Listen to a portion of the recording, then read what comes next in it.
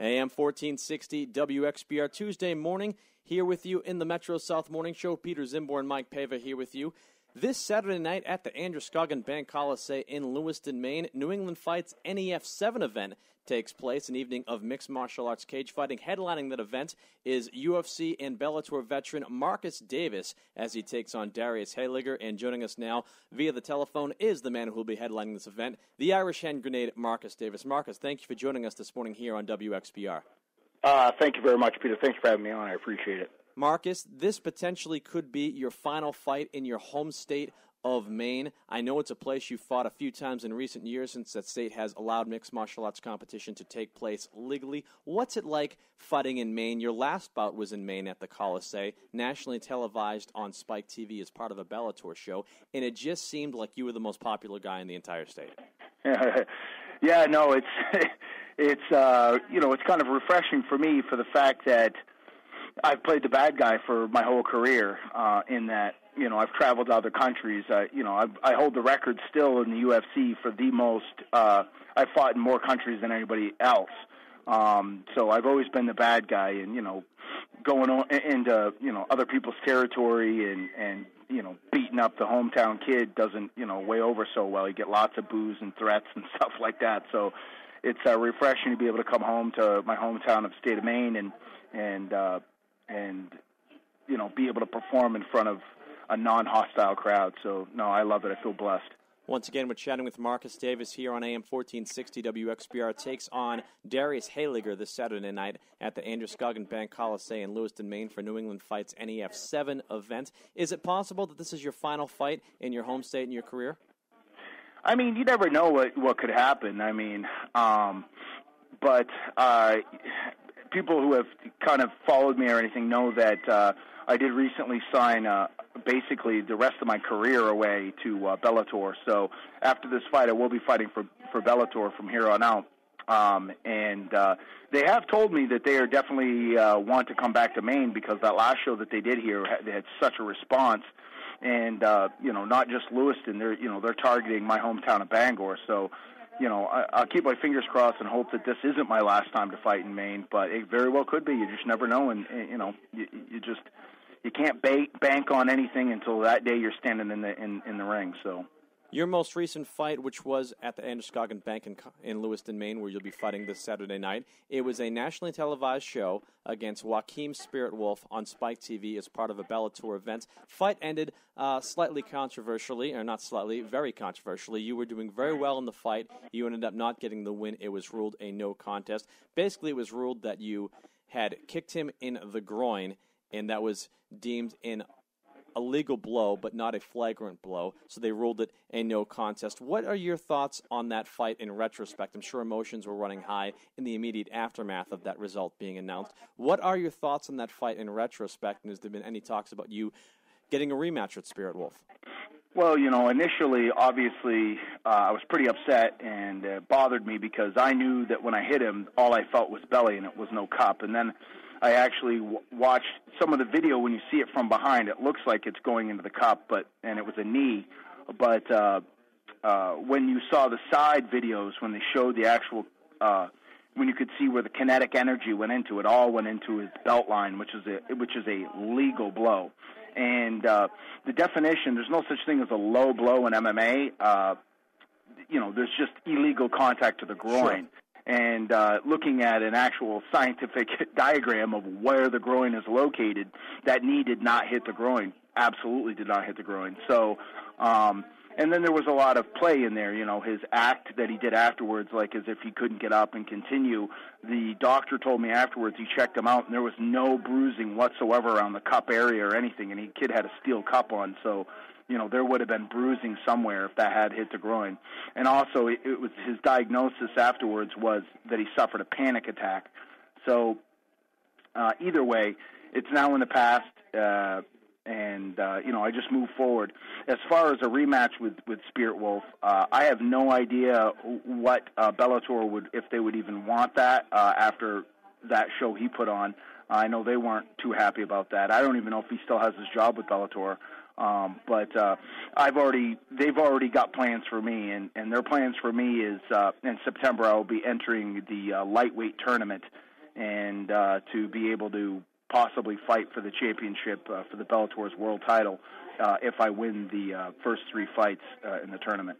Once again, we're chatting with Marcus Davis here on AM 1460 WXBR. Competes in a mixed martial arts event this Saturday in Lewiston, Maine at the Androscoggin Bank Coliseum. Takes on Darius Halinger as part of the NEF 7 event. You just mentioned moments ago that you hope to be fighting in Bellator's lightweight championship tournament. You're a guy who's fought most of your career in the welterweight division of 170 pounds. Towards the tail end of your UFC career, you had a cup of coffee at lightweight. Where do you feel more comfortable, and where do you want to compete? It looks like you're going to try to suck down and make 155. Well, yeah, normally I've always struggled to make 170, and that's been my whole career. I've walked around about 210, 215, and I've cut to 170. But after,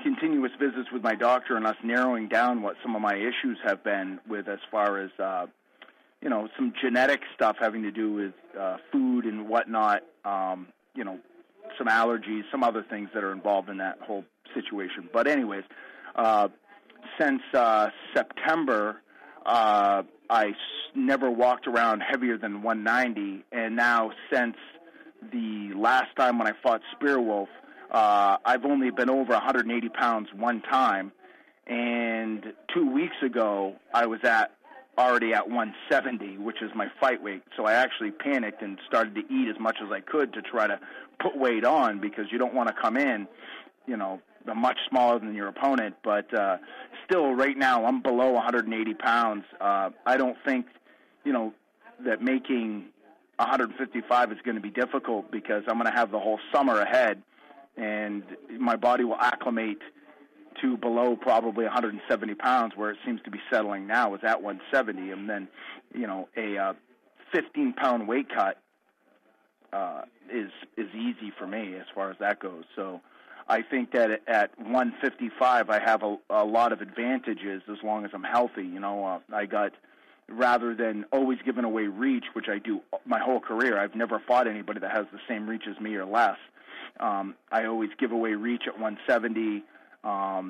And also my strength, I'm strong at 170. I can contend with them at 170, but man, at 155, I think I'm a lot stronger than 99% of the competition. So I see a lot of pluses for being able to make 155 healthy and fighting in that tournament.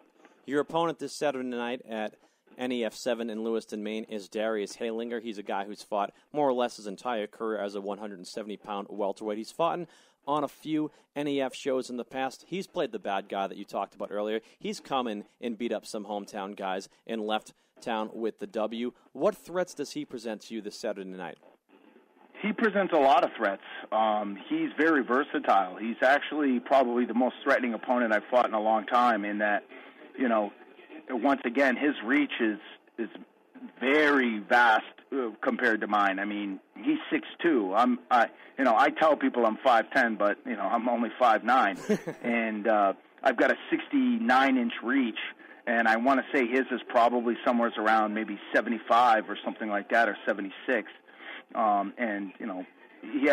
So that part causes a problem. He's got really good striking, and he has a wrestling background. Obviously, long legs mean a good guard. He's won by triangle choke. He's won by submission. He's won by knockout, TKO, and he's won by decision. So he's very versatile. I've watched a lot of his fights. Sometimes he'll bang. Sometimes he will use his reach and stay away, and sometimes he'll hunt guys down. So, Darius will come in there and he'll do what he does, and then, I will go in there and I will do what I do, and hopefully, I come out the victor by making the right decisions and not making mistakes. If he makes a mistake, I think that's where, me being the elder and me being the veteran of over 40 MMA fights, and over 200 fights together. If you take my boxing, my kickboxing, K1, and MMA, I've had over 200 fights. So that's a lot going into the fight, and, if he makes a mistake, I'll capitalize on that.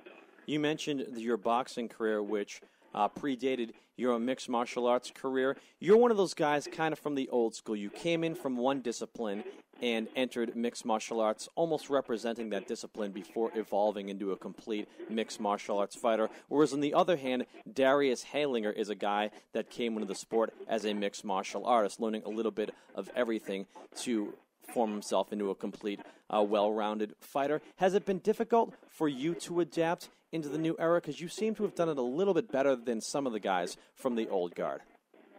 Yeah, I think that the reason why I've been able to do it is because, at the beginning, I came in and I tried to force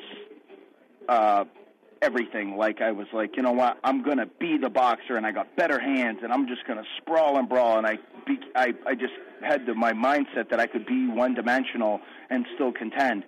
I've been able to check my ego and get rid of all that, and, my hands now have suffered from it. I am not even close to the boxer I was before, but my grappling skills have gone up. I have more submissions than I do knockouts or anything else on my record. And, now people know that in that last fight I threw, 4 or 5 head kicks in 3 or 4 minutes. So I can kick, I can punch. Everybody's seen me knees. They've seen when I was fighting Chris Lytle, too. I dropped him with body kicks and with a knee.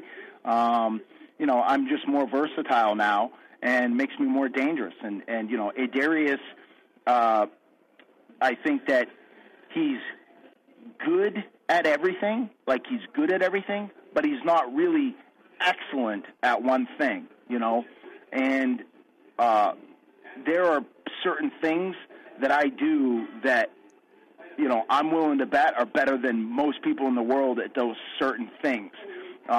And I've traveled all over the world, and I'll roll with black belts, and they're always excited to roll with me because they're like, oh, yeah, I get to submit, UFC guy. I'm going to roll through this guy. And then all of a sudden I'm submitting black belts left and right, and I don't have a black belt in jiu-jitsu.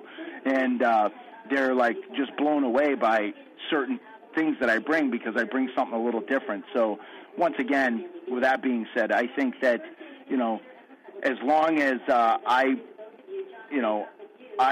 don't make stupid mistakes and I don't force anything and I go out there and I just let the fight evolve, and I think that will make Darius make the mistake. And when he makes the mistake, once again, I'll capitalize. And if he makes the mistake, I will finish him, whether it's a knockout or a submission. He's just got to make the mistake. Once again, we're chatting with Marcus Davis here on AM 1460 WXBR, mixed martial arts veteran who competes this Saturday night at NEF 7 at the Androscoggin Bank Coliseum in Lewiston, Maine. You hold an interesting distinction in New England sports history, Marcus. You're the only person to have fought boxing at the old Boston Garden and mixed martial arts at the new Boston Garden. UFC coming back to the Garden this August, it seems. Tell us about both your experiences of fighting at the Garden and the differences between the two. Yeah, no, it's amazing. I'm probably, this will go down. I will be the only one in history to do it because, I was a professional boxer, fought there before they knocked it down, professional MMA fighter fighting at the new one. And I don't think it's possible for anybody else who fought there as a boxer to now come forward to MMA. I mean, Peter McNeely's coming back in MMA. I don't know if you heard. Peter McNeely? I'm joking. It was a joke. Oh, God. You really, that was a good one, man, because... You didn't believe me, did you? What's that? You didn't believe me, did you? I was in shock, actually. My jaw dropped, and I think drool started to run out of my mouth in absolute shock. Maybe I almost had a stroke, but yeah, no.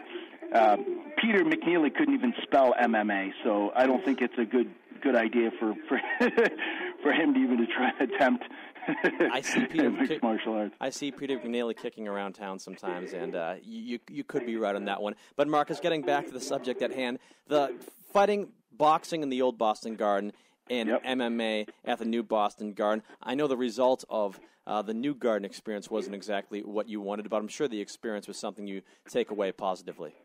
Yeah, absolutely. I mean, those are memories that I'll have and I've done, and it's an experience that I still take positive stuff out of it, and it was a dream, the first one, to be able to be there in the first one and fight an undefeated kid who we already had bad blood, and fight an undefeated kid and knock him out in 2 rounds.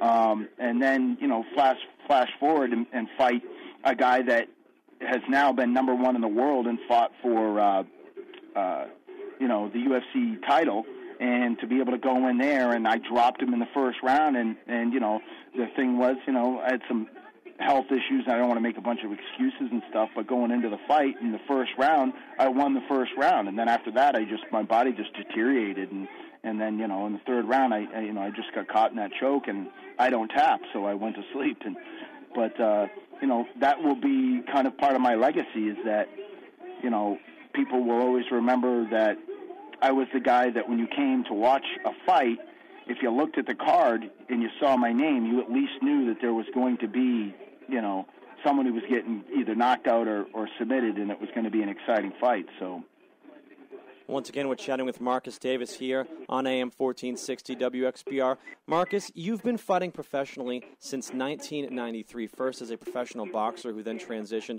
into the world of mixed martial arts. You're approaching age 40. What's left for your MMA career? What would you like to do before you call it a day in mixed martial arts? Well, absolutely right now is to go into that Bellator tournament and come out, shining. And be able to have a chance to fight Michael Chandler, the world champion in Bellator. I think that fight would be one of the most watched fights ever for the fact of it's an easy sell to people. Here you have a young Michael Chandler in his 20s, young kid known for his wrestling pedigree, fighting an old veteran of me in my 40s at that time, obviously, and the striker, the boxer versus the wrestler, that old time, versus striker versus grappler thing. And I think that would be a great way to kind of end out the twilight of my career as I start to finish. And, but it is, Darius Halinger is first, and that's this Saturday. I got to get by that kid. I got to get by him without being all beat up and healthy, and then I'll take the summer off and prepare for September. Once again, we're chatting with Marcus Davis here on AM 1460 WXBR. Fights Darius Halinger this Saturday night at the Androscoggin Bank Coliseum as part of a New England Fight show, newenglandfights.com. For more information on that, Marcus, when you first made the transition from boxing to MMA, I believe your first MMA fight professionally was in the year 2000. What made you want to make that jump? Because at the time, mixed martial arts was an underground, unsanctioned sport. The opportunities did not appear too lucrative at the time that this sport would be thriving as it is today. What made you want to do it? Well, even way back in 2004 and stuff, in 2005, I used to get this question asked of me, and I used to call myself the Nostradamus of MMA, and it was that, I saw this sport and I saw the potential, and I said, no, there's no money in it right now, which means that there's no scumbags involved in it yet. So if I can get in there and make myself comfortable and learn this sport while it's not so big, and then when it starts to become something big, I'll be there right when it happens, and I'll already be kind of, well-trained, ready to go, and I can make a living at it. And that's exactly what I did. I came over at the exact right time, did that Ultimate Fighter series, didn't do well there, but it gave me the time to get better. Then I went on a 14-fight win streak, and and submitting 6 out of the 14, and knocking guys out too, all the way to the top 10 of the world. I was ranked number 8 in the world at one point, and right now I'm in the top 100 moneymakers ever in the UFC. And that's pretty cool, to be able to say that and be, in 15 fights in the UFC. I got 9 bonuses in 15 fights. I was the first one in the UFC to trifecta, which is to win every bonus that they have to win the 3 bonuses. Not only that, I was the first one in the UFC to double bonus in one night. I won submission of the night and fight of the night one time. And they've had to use me as an example, even though I don't work there anymore.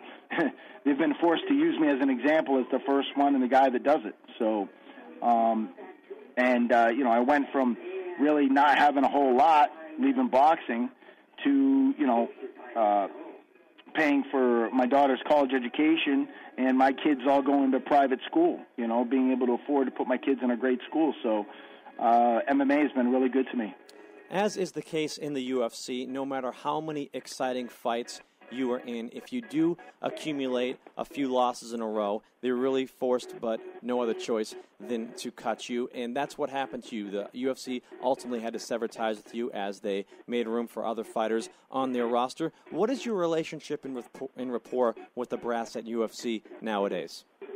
I haven't talked to Dana for quite a while. I've reached out to him just to say hi and stuff, and then I've had to talk to him just, whatnot through relatives of his that I know and through my manager. So that's unfortunate. But with everybody else that's over there that works for the UFC, I have a great relationship. Me and Mike Goldberg are really close.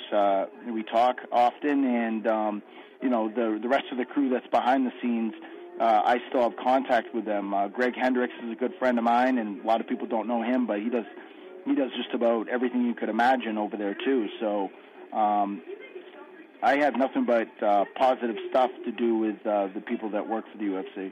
Is there ever any thought in your mind? I know that you're tied up right now not only with this fight this Saturday night for New England Fights against Darius Halinger, and you've got the Bellator tournament starting in September where you potentially could have an opportunity to compete for their lightweight championship. But is there ever a thought in your mind that you could go back, have another cup of coffee in UFC, and maybe finish your career there? No, not anymore. I mean, my heart is set on finishing out with Bellator, that Bellator will be my new home, and that's where I'll go, and that's where I'll finish my career. I won't be going back to the UFC. My focus will be to go into Bellator, to go in there and try to dominate as well as I can, and then retire healthy and maybe with a little bit more money in my retirement. Marcus, you mentioned earlier that people have referred to you as the Nostradamus of MMA, as you saw the sport coming perhaps even before many people within the sport did. Let's talk about where the sport is right now. UFC, considered to be a major sports organization, almost on par with Major League Baseball and the NFL, has a big deal with Fox Sports, which airs those two other sports which I mentioned. You have big corporations like Viacom getting involved in the sport, a la Bellator, an organization which you fight for soon and have fought for before. New England Fights, an organization based here in New England, which you'll compete for this Saturday night at the Androscoggin Bank Coliseum in Lewiston, Maine. They're an organization that's regional yet thriving. Where is the sport going from here? From a business perspective, where does the sport go? I think from a business perspective, it's just going to continue to climb. I mean, this is one thing people need to understand here in the United States. Here in the United States, NFL and football is huge and makes so much money, and Major League Baseball does the same, and so does the NBA. The UFC is pretty popular. It might not have that total popularity of those sports, but you got to understand this. The other places around the world don't even know what the NFL is. They don't even play American football in Europe, China, Russia, Japan. They don't. Some places might play baseball, but not all of them. Some places play cricket instead. You know what I'm saying? But guess what? Every country fights. Every country has some sort of sport fighting, and now MMA is huge in all of Asia, obviously. It's one of the roots places where MMA started. And now in Europe, all over Europe, I fought in Sweden. I fought, obviously in Ireland and England and all over Europe. You can go any place and see MMA fighting. So it's going to continue to grow, and and before you know it, I think you will see it in the Olympics. Even though they're now getting rid of wrestling, I think that at some point they'll either be MMA or some kind of hybrid off of MMA, something similar, because history repeats itself. And, there was a time when, pancrase and stuff like that was more of an Olympic-type sport, and I think you'll see it again.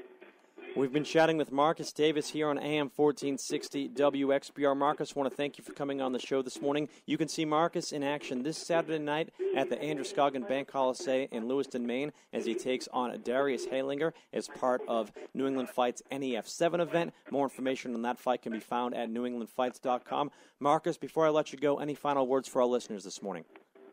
Just thank you, everybody, for supporting me. If you are in Maine, try to get your butt to those fights, man. It's I don't know how many tickets are left. I know that they're pretty slim, but it's going to be a great night of fights. Not only myself, but there will be 17 of my fighters fighting on that card from my gym. So Team Irish will be representing most of more than half of the fights that are on that card are going to be my teammates and my students. So come out and support your Maine-grown MMA fighters.